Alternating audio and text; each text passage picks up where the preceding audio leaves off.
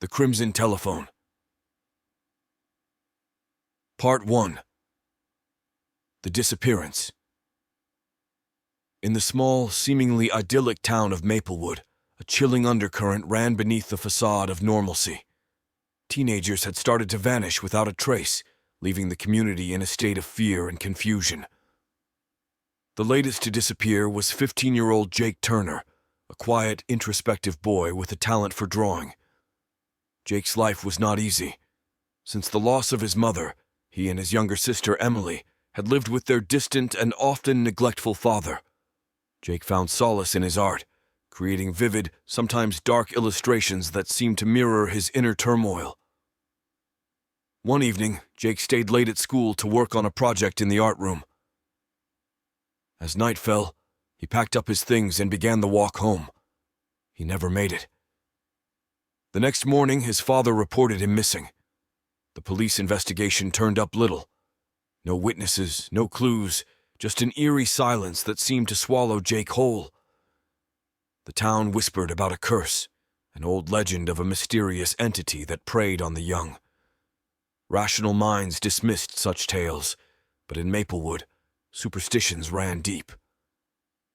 As days turned to weeks with no sign of Jake, the town's anxiety grew. Emily, heartbroken and determined, began her own investigation. She started by visiting the places Jake frequented, including the art room at school. In the art room, Emily found a series of unfinished drawings. They depicted shadowy figures and strange symbols, unlike anything she had seen in Jake's work before. One drawing in particular caught her eye, a detailed sketch of an old, decrepit phone booth, its paint peeling, set against a backdrop of darkness. Emily felt an inexplicable pull towards the image. She decided to explore the woods near their house, a place Jake often wandered to find inspiration. Deep in the woods, she stumbled upon an old phone booth, identical to the one in Jake's drawing. It stood alone, disconnected from any visible phone line, its presence both out of place and unnervingly familiar. Compelled by a mixture of fear and curiosity, Emily stepped inside the booth. The air inside was cold, and the silence was oppressive. She hesitated, then lifted the receiver. There was no dial tone, only a faint, static hum. Then, a voice whispered through the static, "Help me!" The voice was unmistakably Jake's. Part 2. The whispering voice. Emily's heart raced as she recognized Jake's voice, distant and filled with fear. "Jake, is that you? Where are you?" she asked, her voice trembling. "Trapped. Dark place. Can't escape," the voice replied faintly, as if struggling against the static. Emily begged for more details, but the line crackled and went silent. Desperate, she left the phone booth and ran back to town to inform the police about her discovery. However, when the authorities arrived, they found the phone booth non-functional, an ancient relic incapable of making calls. Frustrated and disheartened by the police's skepticism, Emily resolved to investigate further on her own. She remembered an old local legend about the Crimson Telephone, a mysterious phone booth said to be a gateway to another realm. According to the legend, those who vanished in Maplewood were trapped by an unknown entity, and their only connection to the outside world was through this phone. That night, Emily returned to the booth. As she lifted the receiver, the voice returned, clearer this time. "Emily, you have to listen carefully," Jake said urgently. "There are others here, trapped like me. We're in a place that doesn't belong in our world. It's like a prison, and the creature, it's horrifying." Jake explained that the entity, a twisted guardian of the realm, captured souls to sustain its existence. "It's drawn to despair, to the loneliness and sadness in our hearts," Jake whispered. Emily, her resolve strengthened, asked how she could help. Jake spoke of a ritual, an ancient incantation that could weaken the entity and open a passage back to their world. But it required an object of personal significance to be sacrificed. Determined to save her brother and the others, Emily knew exactly what she needed. Her mother's locket, a family heirloom she kept close since her mother's passing. She promised Jake she would return the next night to perform the ritual. The following day, Emily researched the incantation and prepared herself mentally and emotionally for what was to come. As night fell, she returned to the phone booth with the locket in hand, her heart heavy with the weight of what she was about to do. Inside the booth, Emily recited the incantation, her voice steady but laced with fear.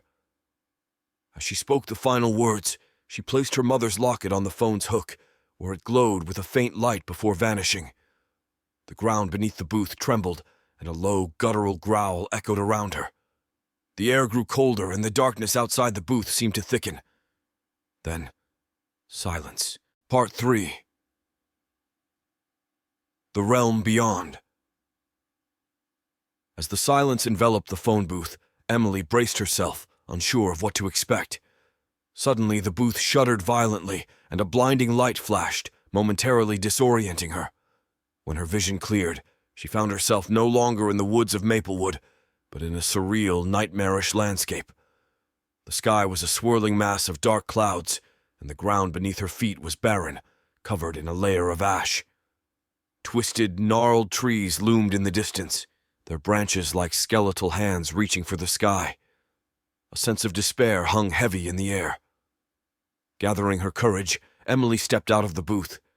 She called out for Jake, her voice echoing in the desolate expanse. As she ventured further, she began to hear faint whispers, the voices of the trapped souls, each recounting their own tales of sorrow and loss. Emily pressed on, guided by the whispers and an innate sense of direction towards her brother. The landscape around her seemed to shift and change, disorienting her, yet she moved forward with determination. After what felt like hours, she arrived at a dilapidated structure that resembled an old Victorian mansion, its walls decaying and overgrown with thorny vines. This, she realized, was the lair of the entity that had taken Jake. Inside, the mansion was a labyrinth of corridors and rooms, each more disturbing than the last. The walls were adorned with portraits, their eyes seeming to follow her, and the air was thick with the stench of decay. Finally, she found a large chamber at the heart of the mansion.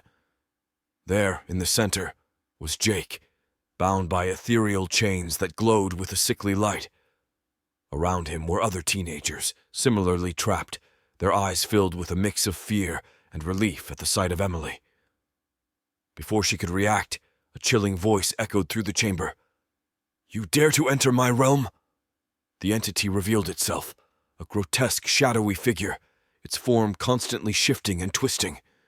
It radiated malice and hunger, its gaze fixed on Emily.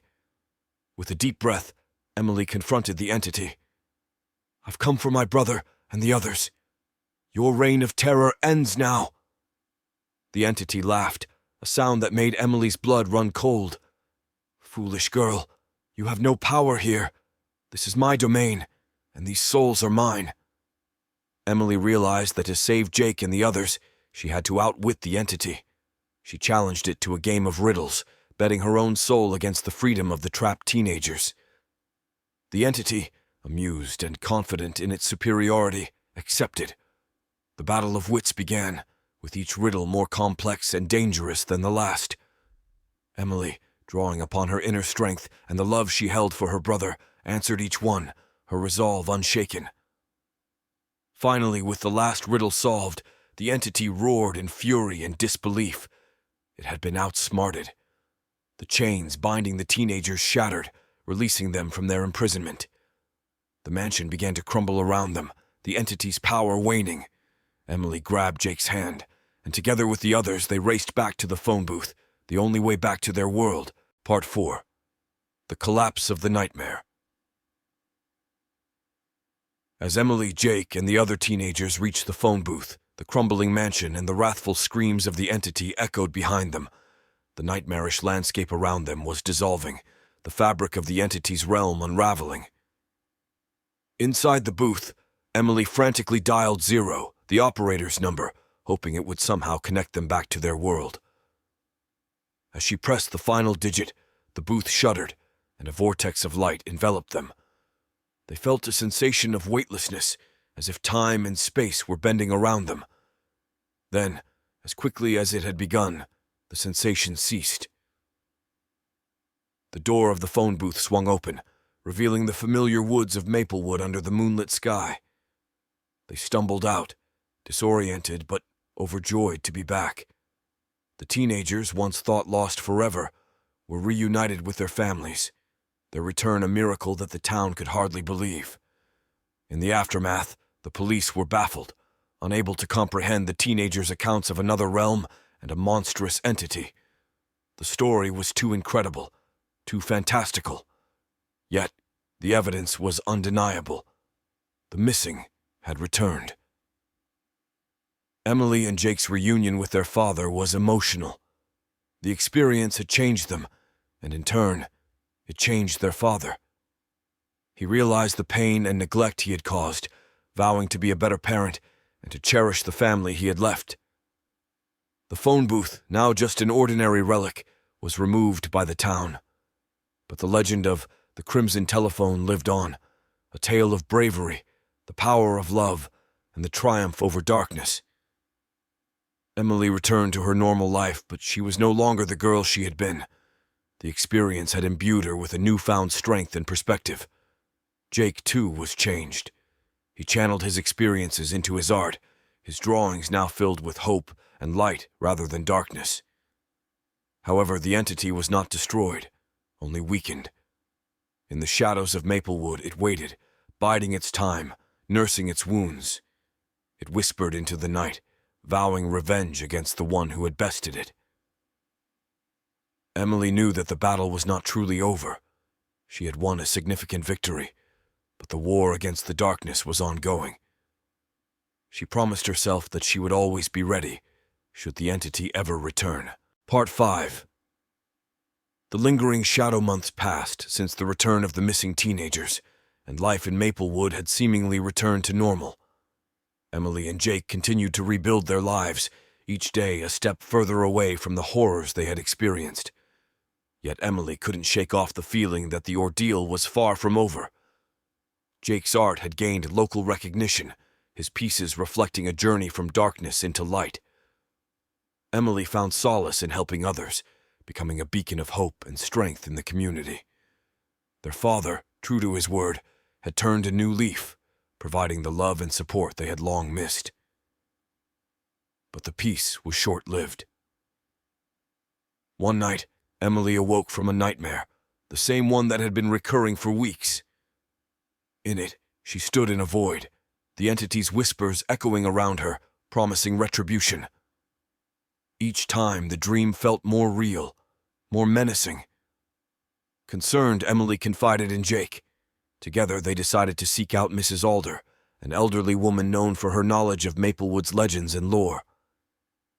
Mrs. Alder listened intently as Emily described her dreams. "The entity, it seems, is not yet defeated," Mrs. Alder said gravely. "It's bound to the fabric of this town, drawing strength from the shadows of the past. Your victory weakened it, but it will seek to restore its power." She explained that the entity was tied to Maplewood through an ancient curse, one that fed on fear and despair. To truly defeat it, they needed to confront the source of the curse and sever the entity's connection to the town. Armed with this new knowledge, Emily and Jake embarked on a mission to uncover the origins of the curse. Their search led them to old town records, forgotten tales, and hidden truths buried deep in Maplewood's history.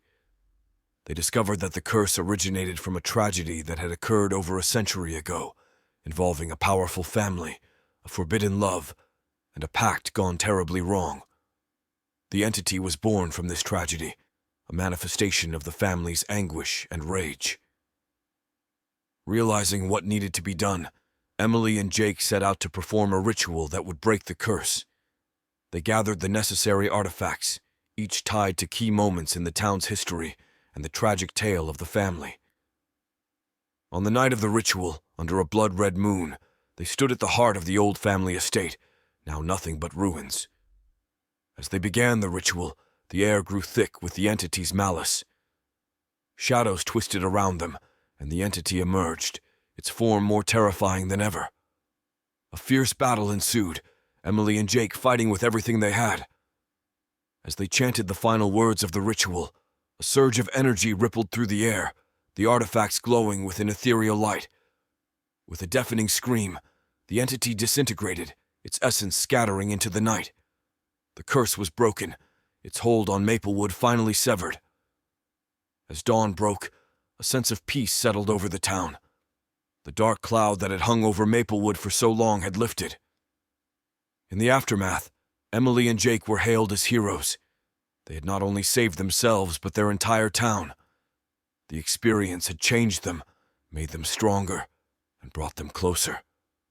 But even as life moved forward, Emily knew that the darkness they had faced was a part of the world, always lurking, always waiting. She and Jake had won a significant battle, but the war against the shadows would never truly end.